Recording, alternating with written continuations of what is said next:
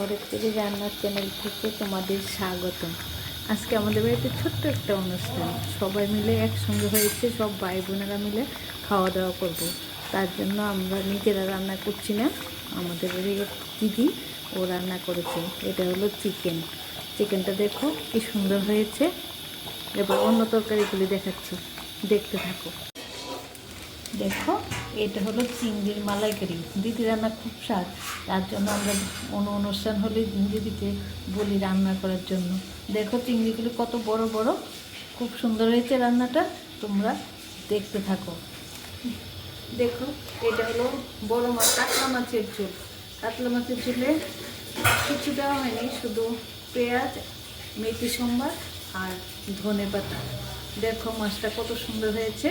হ্যাঁ, মসুর ডাল একদম পাতলা না, একটু ঘন করে দিদি রান্না করেছে, খুব টেস্টি হবে। দিদির হাতের রান্না সবসময় স্বাদ। টমেটো, আমসত্ত্ব, কাজু কিশমিশ দিয়ে চাটনিটা হয়েছে, জেলি জেলি করেছে। হবে বেগুনি, চালের গুঁড়া দিয়েছে, আরও কী কী যেন দিয়েছে। টমেটো, বেগুনি এখনও ভাজা হয়নি, তার জন্য বেসনটাই দেখাচ্ছি। ঠাকুমার জন্য পনির রান্না করেছে, মটরশুঁটি আলু দিয়ে, একদম নর্মাল রান্না, কিন্তু দেখতে তো মনে হচ্ছে খুব স্বাদই হবে। দিদি সব রান্নাই খুব স্বাদ।